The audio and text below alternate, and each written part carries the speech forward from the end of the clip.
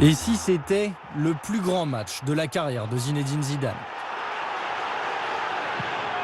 1er juillet 2006, quart de finale de la Coupe du Monde contre le Brésil. Le capitaine offre le but décisif à Thierry Henry. En 90 minutes, il justifie sa réputation de footballeur de génie. C'est la marque des artistes par rapport à des grands joueurs.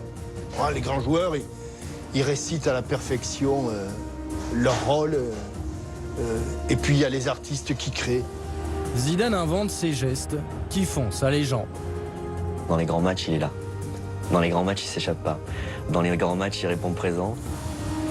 Plus la retraite approche, plus Zidane semble fort. Comme si le capitaine retrouvait une seconde jeunesse. Et pourtant, les mois précédents, l'équipe de France et son capitaine n'emballent pas les spécialistes. Zidane sort de 2 saisons moyennes.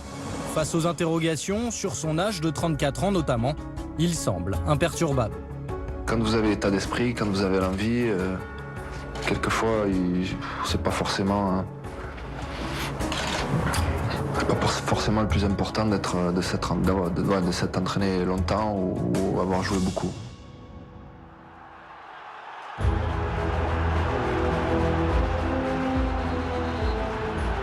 À quelques jours de l'ouverture de la Coupe du Monde, les doutes persistent.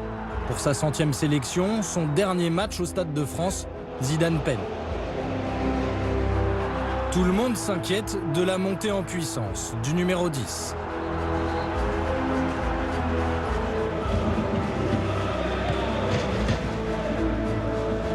D'autant que cette Coupe du Monde sera sa dernière compétition. Il le confirme le 30 avril 2006. Désormais, Zinedine Zidane n'a qu'une obsession, marquer la Coupe du Monde de son empreinte. Tout est tourné pour lui vers la préparation athlétique, physique, psychologique de la Coupe du Monde. Le reste, soit ça ne l'intéresse pas beaucoup, soit il n'a plus les ressources physiques et mentales de disputer une saison entière avec une équipe du niveau du Real. Loin des critiques et des doutes, sa préparation n'est dès lors dédiée qu'à un seul but. Partir à la retraite sur un 2e titre de champion du monde. Et son attitude a valeur d'exemplarité. Il y a très peu de joueurs qui peuvent allier, je dirais, la fantaisie à une certaine, comment je pourrais dire, longévité, voilà. Donc ça prouve que derrière ces qualités techniques, il y a quelqu'un qui travaille énormément. Il a beaucoup travaillé physiquement, il s'est entraîné sérieusement, il avait une hygiène de vie très stricte.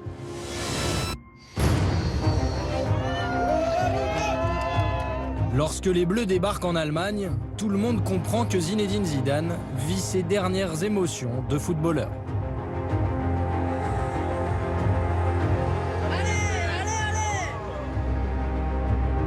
Il y avait 2 destins parallèles, le destin collectif de l'équipe de France, c'était de se dire est-ce que de nouveau cette équipe de France peut rendre le public heureux? Est-ce que l'histoire qu'on a vécue en 98 et en 2000 peut recommencer? Puis il y avait à la fois parallèlement ce destin individuel, c'est-à-dire qu'est-ce que Zinedine Zidane est footballeur pour 1 jour encore, ou pour 4 jours, ou pour 8 jours? Il y a une espèce comme ça de suspense parallèle qui donnait une atmosphère particulière. Mais le scepticisme ambiant atteint son paroxysme à l'issue du premier tour. Alors que la France se qualifie in extremis pour les 8e de finale, certains médias osent poser cette question. Et si c'était mieux sans Zidane? Même s'il joue à 50%, c'est toujours plus que 100% des autres. Ensuite, même s'il joue à 50%, il continue d'être un leader pour les autres et de permettre aux autres de donner plus que 100%. Puis ensuite, c'est Zidane, voilà, il a une influence qui fait que sur l'équipe se conduit forcément différemment quand il est là. Pourquoi une telle confiance? Parce que Zidane répond présent dans les grandes compétitions. En Italie, où il a évolué 4 saisons sous les couleurs de la Juventus Turin, un terme désigne même ce genre de joueur génial. Alessandro Grandesso, correspondant de la Gazzetta dello Sport à Paris, a suivi toute la carrière de Zidane. Folie classe, c'est au-dessus de la classe. Il y a les top joueurs et il y a les folies classes qui c'est encore mieux parce que ça synthétise aussi la caractéristique technique hors pair, mais aussi une élégance. C'est un peu comme Federer en fait, Zizou. T'as l'impression qu'il faut aucun effort. Tout est simple avec lui, un contrôle, une passe, tout est simple. Zinedine Zidane a joué dans les plus grands clubs, disputé les plus grands matchs. Il possède un des palmarès les plus fournis du football français. À Turin, il s'offre 2 titres de champion une Super Coupe d'Italie, une Super Coupe UEFA, une Coupe intercontinentale et le Ballon d'Or 98. Au Real Madrid, il remporte une Liga, 2 Super Coupes d'Espagne, une Coupe intercontinentale et une Super Coupe UEFA, mais surtout la Ligue des Champions 2002 et 7 volées, restées dans les mémoires.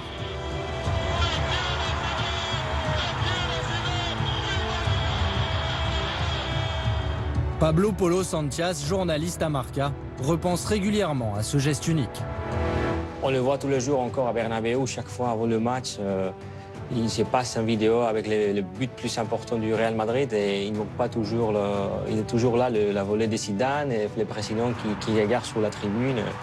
C'est comme quelque chose qui est déjà un classico de Bernabéu, le but de Zidane. Le Mondial 2006 doit venir parachever une carrière exceptionnelle, élever Zidane au rang de mythe du football mondial avec un 2e titre de champion du monde. Mais sur la route de la France, il y a l'Espagne en 8e de finale. La presse ibérique fait ses gros titres sur une équipe de France trop vieille. Elle se délecte d'expédier un Zidane vieillissant à la retraite. Il est une bénédiction pour tous ceux qui l'ont eu. Pour vous, pour nous, pour moi qui suis des Real Madrid. Mais ce qui est dommage, c'est qu'il se fait vieux. Il est très bon, mais demain, il prend sa retraite.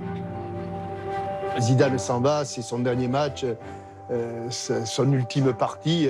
Quand on leur a traduit que ça y est, pour les Espagnols, c'était le jubilé de Zizou, ça a été une très très bonne préparation. Après un premier tour difficile, cette polémique gonfle l'orgueil des Français. C'est bon pour leur confiance, je sais pas, peut-être que c'est leur motivation, mais bon, nous aussi, on est très contents de jouer les Espagnols, donc après, la vérité sera sur le terrain. Il y a toujours un peu de provoque là, sur les France-Espagne, ça ne me dérange pas. Ouais, mais bon, on sait très bien que les Espagnols n'ont jamais gagné. Enfin, du moins pour l'instant. C'est pas près d'arriver. C'est vrai qu'on s'est précipité un peu parce qu'on a fait une retraite de Zidane un peu plus avant. Le sélectionneur de l'équipe d'Espagne, Luis Aragonès, poursuit l'entreprise de déstabilisation médiatique, se moquant de la moyenne d'âge de l'équipe de France. L'équipe de France est si vieille qu'elle n'a plus beaucoup de dents. Indirectement, il vise Zinedine Zidane. Il laisse parler les autres, mais je peux vous dire que c'est un super compétiteur, c'est un sacré compétiteur. Zidane ne dit rien, sa réponse va venir du terrain, cinglante et implacable. Se viene Zidane, digo partido liquidado, acá está Zidane, espera Wilton, que golazo de Zizou, gol! 91e minute de jeu, Zinedine Zidane marque le 3e but français, l'expérience tricolore surclasse la jeunesse espagnole. J'ai le regret de dire aux Espagnols parce que c'est vrai qu'ils nous ont chambré là-dessus, que c'est pas ce match-là et voilà, donc l'aventure continue. C'est beau, c'est très beau, très content pour lui, surtout pour nous. On a une équipe de vieux, mais on sait être patient. Les jeunes s'essoufflent plus vite en général. Zidane, symbole des Bleus métamorphosés. En 90 minutes, il chasse les doutes et les critiques. Qu'on puisse se poser simplement la question, pour moi, était un drame. Mais bon, c'est comme ça. Et nous, avec notre petite équipe de vieux, on va continuer à avancer encore.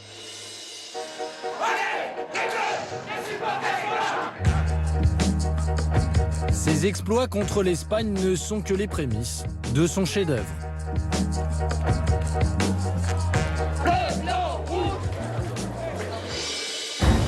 La France se prépare à rencontrer le Brésil et ses stars Ronaldo, Ronaldinho ou Juninho. Les champions du monde en titre, une équipe à part aux yeux de Zinedine Zidane. Il le confie à quelques mois du Mondial 2006.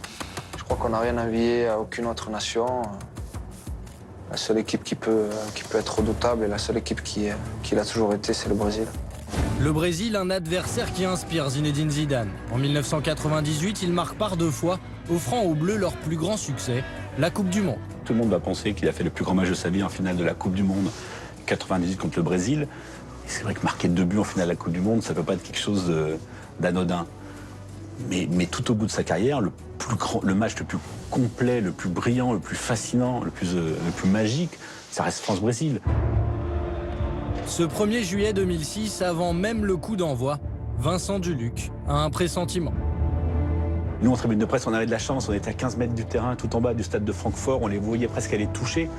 Ça ressemblait pas à un quart de finale de la Coupe du Monde. Dans le couloir, on les voyait qui discutaient, qui s'embrassaient, il y avait une espèce de fraternité comme ça avant que ça commence. Et ça, dans cette atmosphère-là, j'étais persuadé qu'il serait effectivement le meilleur. Il avait l'air tellement apaisé, tellement serein. Dès les premiers ballons qu'il touche, il leur fait la misère là au milieu de terrain. C'était fascinant, c'est-à-dire qu'on se rendait compte que quand le Brésilien arrivait, Zidane avait déjà décidé ce qu'il allait lui faire. Et sur la prise de balle, déjà, il lui faisait perdre 3 mètres. Sur le premier contrôle, l'autre montait dans le bus. Enfin, c'était absolument fascinant. Je pense qu'il n'a jamais été aussi fort que ce jour-là. J'en ai vu des matchs. J'en ai commenté près de 1500, mais j'en ai vu peut-être 10 fois plus. Je n'ai jamais vu un joueur faire ce qu'a fait Zidane durant ces 80 minutes. Jamais. Jamais. Tout ce qu'il a fait, c'était parfait. Ses premiers ballons donnent le ton, celui du récital de Zinedine Zidane. C'est le peintre qui réussit son chef-d'œuvre, et s'il le recommence 1000 fois, il retrouvera jamais son coup de pinceau, son inspiration.